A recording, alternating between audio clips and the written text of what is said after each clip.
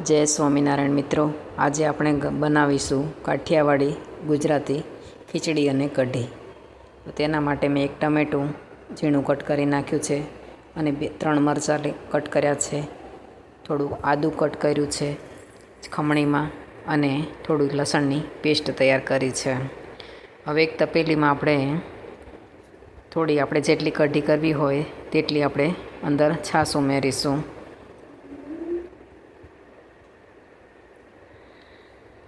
તેની અંદર આપણે 2 ચમચી જેટલો 1.5 ચમચી જેટલો આપણે ચણાનો લોટ ઉમેરીશું.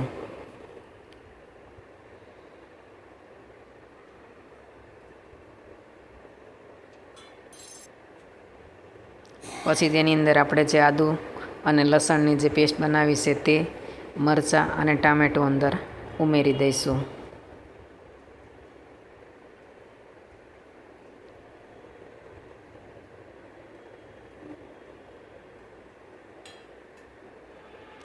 પછી તેની અંદર આપણે બ્લેન્ડર ફેરવી દઈશું કે જેથી કરીને આપણે ચણાના લોટના જે ગાંઠા છે તે ના રહે તે માટે. તેની અંદર આપણે બ્લેન્ડર ફેરવી દઈશું. બ્લેન્ડર ફેરવાઈ જાય એટલે પછી તેની અંદર આપણે 1/2 ચમચી જેટલી હળદર ઉમેરીશું. સફેદ કરવી હોય તો હળદર ઉમેરવાની જરૂર નથી, પણ મેં અહીં થોડીક હળદર ઉમેરી છે. આપણે પીળી કઢી બનાવશું એટલા માટે. સ્વાદ પ્રમાણે તેની અંદર આપણે મીઠું ઉમેરીશું અને 1/2 ચમચી જેટલું આપણે આખું જીરું ઉમેરીશું અને 2 થી 3 આપણે ગોળની ગાંગડી અંદર ઉમેરીશું.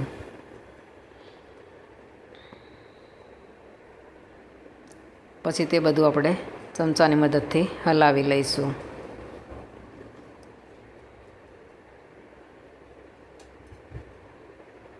હવે ગેસની ફ્લેમ આપણે ચાલુ કરી દઈશું અને તેની અંદર ઉપર આપણે તપેલી કઢીની છે તે આપણે મૂકી દઈશું. લોટ નીચે બેસી ન જાય એટલા માટે આપણે અંદર થોડી વારે અંદર ચમચો ફેરવતા રહીશું. તો હવે આ બાજુ આપણે ખીચડીની તૈયારી કરીશું કઢી ઉકળે ત્યાં સુધી. તો મેં અહીં 1 વાટકી નાની ચોખા લીધા છે અને 1/2 થી 1/4 વાટકી જેટલી મગની દાળ લીધી છે.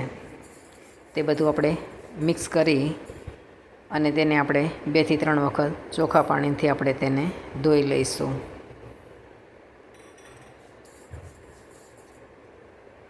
મગની દાળ ઓછી લાગતી હતી એટલે થોડીક પાછી ઉમેરી અને આ રીતનું આપણે ખીચડીનું મિશ્રણ કરીશું. પછી તેને 2 થી 3 વખત આપણે પાણીથી ધોઈ લઈશું.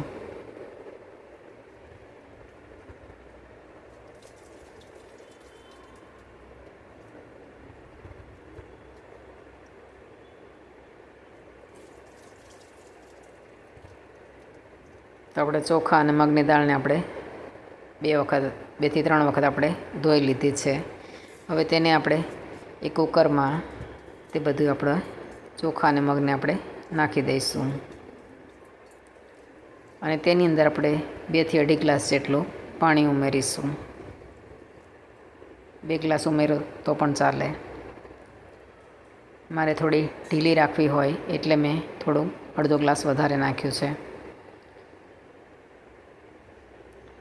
ગેસની ફ્લેમ આપણે ચાલુ કરીને તેને આપણે કુકરને ગેસ ઉપર મૂકી દઈશું અને તેની અંદર આપણે 1/2 ચમચી જેટલી હળદર નાખીશું અને 1 થી 1.5 ચમચી જેટલું આપણે મીઠું ઉમેરીશું સ્વાદ પ્રમાણે. હવે તેની અંદર આપણે 1 પાવડું તેલ ઉમેરીશું કાં ઘી પણ ઉમેરી શકાય. હવે તેને આપણે હલાવી લઈશું. તેલ છે સિંગ તેલ છે એટલે તેનો ટેસ્ટ ખૂબ સારો આવે છે. હવે તેની અંદર આપણે 2 થી 3 ચમચા જેટલી છાશ અંદર ઉમેરીશું અને કુકરનું ઢાંકણ બંધ કરી અને આપણે 4 થી 5 વિસલ થવા દઈશું. તો આ બાજુ આપણી કઢી છે તે ઉકળી ગઈ છે.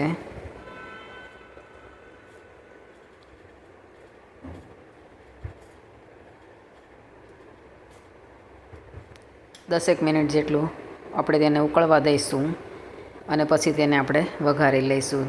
તો એક વઘારિયામાં આપણે 1 થી 1.5 પાવડા જેટલું તેલ લઈશું તેલ ગરમ થઈ જાય એટલે તેની અંદર આપણે અડધી ચમચી જેટલી રાઈ ઉમેરીશું, અડધી ચમચી આખું જીરું ઉમેરીશું, અડધી ચમચી આપણે અંદર હિંગ ઉમેરીશું અને 7 થી 8 મીઠા લીમડાના પાન ઉમેરીશું, 2 તમાલપત્ર ઉમેરીશું, 2 લાલ મરચાં ઉમેરીશું, 2 લવિંગ અને અડધો તજનો ટુકડો ઉમેરીશું.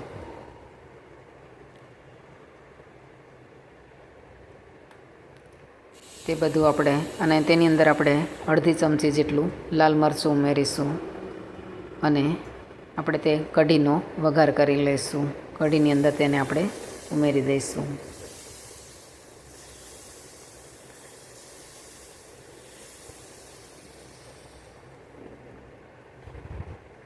તો આપણી ગુજરાતી કાઠિયાવાડી કઢી અને ખીચડી તૈયાર છે.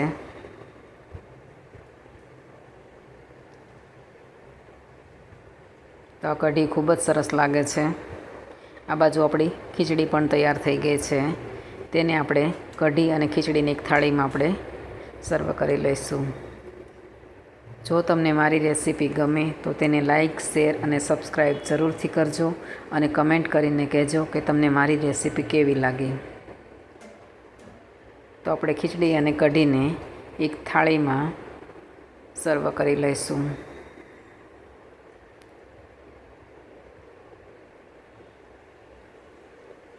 કઢી પણ ખૂબ જ ટેસ્ટી બની છે અને ખીચડી પણ સરસ છે. જય શ્રી કૃષ્ણ.